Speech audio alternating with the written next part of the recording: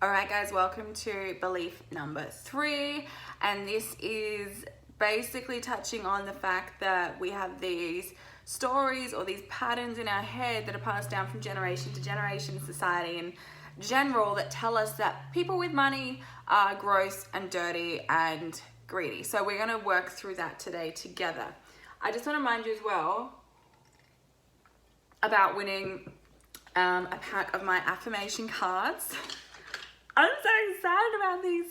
Make sure you comment with what you've got out of today's video below, and make sure you have joined up on my emailing list because I'm giving away one of my 24 card decks at the end of these 4 videos on the last day, which I'm really, really excited about. So make sure you're commenting every single day with what you got out of it, and then I will be giving one of these away. These are normally exclusively for my Sexy Selfish Elite Tribe. It comes as part of their membership, which is my group coaching program. So if you want to get your hands on those, there's only 2 ways to do it. Either join the Sexy Selfish Elite or enter to win them through this prize. Very excited. All right. So belief number 3. So far we've talked about belief number 1, which was that, oh my God, what was belief number 1? Someone coming in, swooping in to save you. Belief number 2 was I'm not smart enough, or I'm not good with money, which is the most disempowering statement ever. And then today we're talking about the fact that most of us subconsciously see rich people, people with money, abundant people as these gross, dirty, evil things.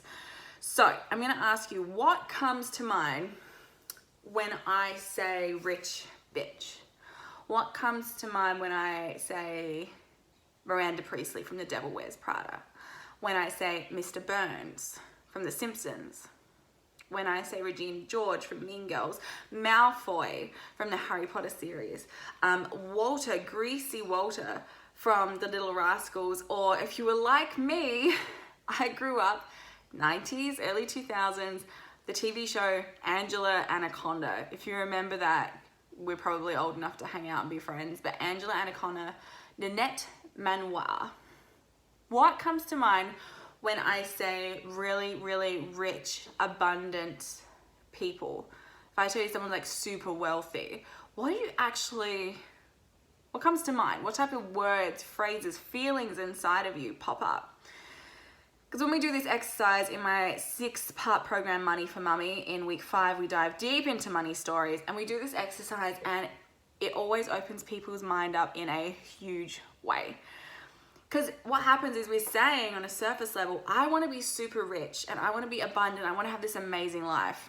But we spend our entire childhood watching every rich, wealthy, popular, beautiful, maybe not so beautiful in terms of Mr. Burns' sense, but you know, like that type of person in every show we watched, in every book we read, on every TV channel, in every story that we're said to as nursery rhymes.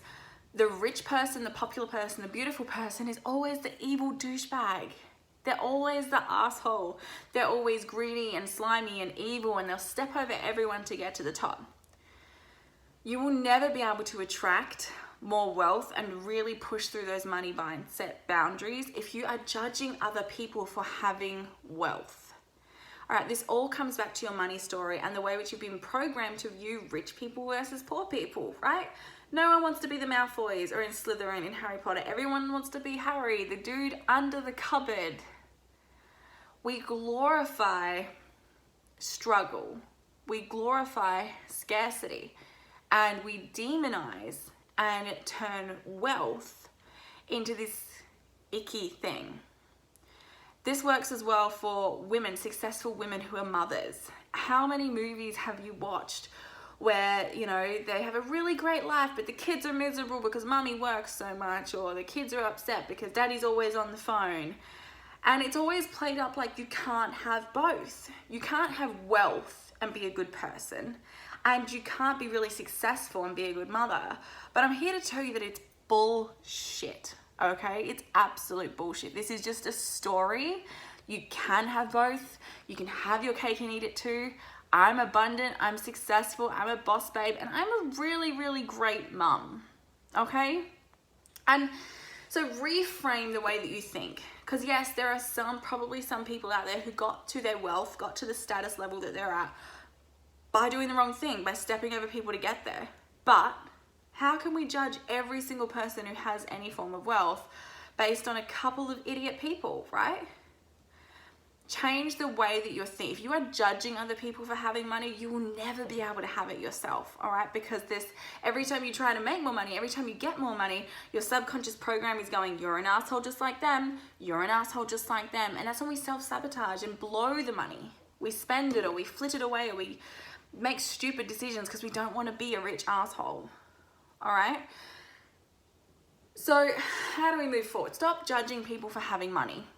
Like, I was so bad for this. Every time I'd see a woman driving a really nice car, like a Range Rover, or, her kids went to the private school, I'd just be like, oh, I mean, it's bitch. Like, I would be so judgmental. And there was a reason no more money in abundance was coming into my life, because I was judging other people for having it. Your subconscious is not going to turn you into the rich asshole or allow you to become the rich asshole if it's learnt that it's a bad thing, right? So we can do a lot of work around releasing money blocks. If you want to go into that, you can join my 6-part program, Money for Mummy, and we will work through that together. But in the meantime, just stop judging wealthy people. If you see someone wealthy and your first thought is like, ew, yuck, just take a breath and go, no, I'm releasing all that resentment. I'm releasing that judgment, because chances are they are an incredible person and they have got their money, by doing the right thing. They've worked really hard for it. They've put in their dues and they deserve that abundance, okay? Just that tiny little pause, that breath, and choosing to shift your mindset to abundance and recognizing that there's more than enough for everyone, instead of staying in fear and guilt and ew and jealousy town, that makes a big difference. So stop judging others for having wealth if you are trying to manifest and create more wealth for yourself. I feel like I need to boom, mic drop. On that note, I'm just gonna mic drop, and that's it. Belief number 3, people with money are not gross, dirty, greedy, or evil. People with money are just like you and I, right? Money is not evil. Money is fun and sexy and exciting.